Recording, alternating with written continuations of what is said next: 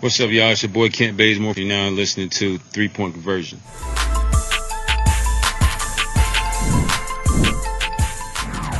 Thing is the playmaking. You know, he sets the table for us. He keeps us in rhythm offensively. I mean, last game, I know he had his struggles, but he was 10 assists, 0 turnovers, right? And he did that for us last year as well. He continues to keep the ball hopping and moving and in the right spots. And, you know, he just settles us all the way around. And there's just a poise out there for our entire group.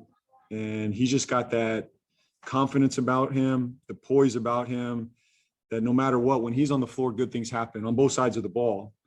I think it's easier to look at what he does for us offensively, but defensively, he keeps us in coverages. He's talking, he's communicating in our sets. He gets us in, to execute at a higher level. But I'd say more than anything, he continues to move the ball, share the ball, find the right mismatches or matchups that we're looking for out there. So fantastic again tonight. And when he's making shots, that's when he becomes even more special. We know that level. We've seen that level out of Devontae. But no matter what, he's a positive for us on the floor. You talked almost from the beginning of training camp about the power of ball movement on this team. The way the ball swung tonight, was that a different level? I mean, 39 assists is pretty remarkable. Yeah, I mean, it's got to be one of our, if not our best ball movement game, because we've started out games with this mentality, but we've lost it as the game went along. This is the most complete ball movement game that we've had this season. For 48 minutes, we tried to make the right play more times than not. The ball continued to move for 48 minutes. And that's got to be our standard every night. Even if we start out that way, second quarter, we can't lose it. Third quarter, we can't lose it. If we can do this for 48 minutes, we're going to find great shots. We've been one of the better ball movement teams in the NBA all season. But to me, to answer your questions, this is probably the best it's been all season. So we've got to maintain that standard. Sam? Hey, JB, congrats on the win. You guys got off to a really physical start. You looked really, really engaged in that first quarter and built up the lead and then kind of sustained it throughout the game and kept your foot on the gas. Just overall thoughts on this team performance? Seemed to get contributions from just about everybody that was on the floor. I think I said that to start the game. You know, we had to be the more aggressive physical team for 48 minutes. And today we were. You know, I think from start to finish, this is probably the most complete game we've had all season. You know, playing both sides of the ball, playing physically. It started in minute 1 and it finished at minute 48. So our guys came out with the right mindset tonight and they sustained it for 48 minutes. And, you know, I give our guys a lot of credit. Even through Boston's run, we know they're going to make runs. Nobody was panicking.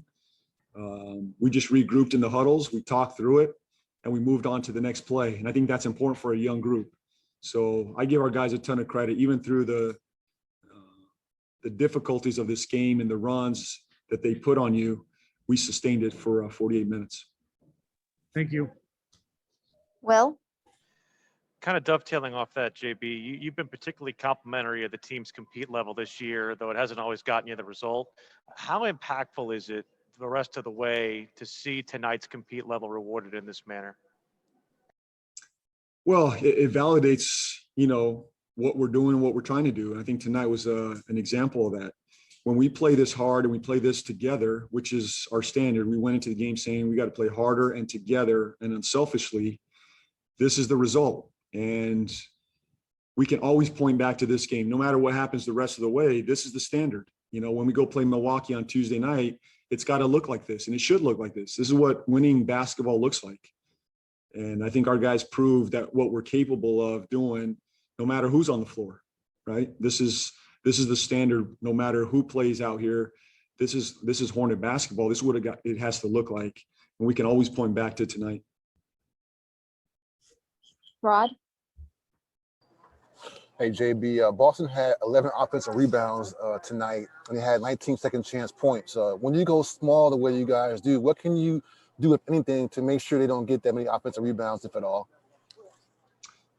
Well, I think there were a couple we left on the table. You know, we just got to, you know, dig through it and find these rebounds. It's got to be a physical 2-man rebound, sandwich rebounding, doing your work early.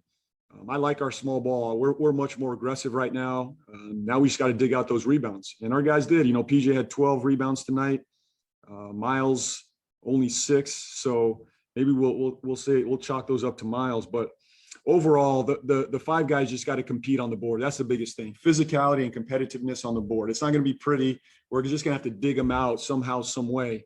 Obviously, PJ and Miles can go up and get some of those, as we saw tonight. I think Miles went up in traffic and got a few of those, but collectively, everybody, all 5 guys have to be on the board when we're small. Jacob. Yeah, Coach, I know asked about him, I think on Friday, but you guys have a couple off days here coming up. Is there hope at all that LaMelo could return this week? Yeah, I mean, I don't have a timeline for anybody. We're hopeful. He's progressing, you know, every day. I'll learn more about him tomorrow, you know, when we get together. He is progressing. That's what I can say. Does that lead us to him playing this week? We'll find out, but I don't really have an answer there. I like the direction he's moving. It's a very positive direction. And again, as I said, we're just taking a day at a time. There's hope that he could be back in the next week, but there's no guarantee of that.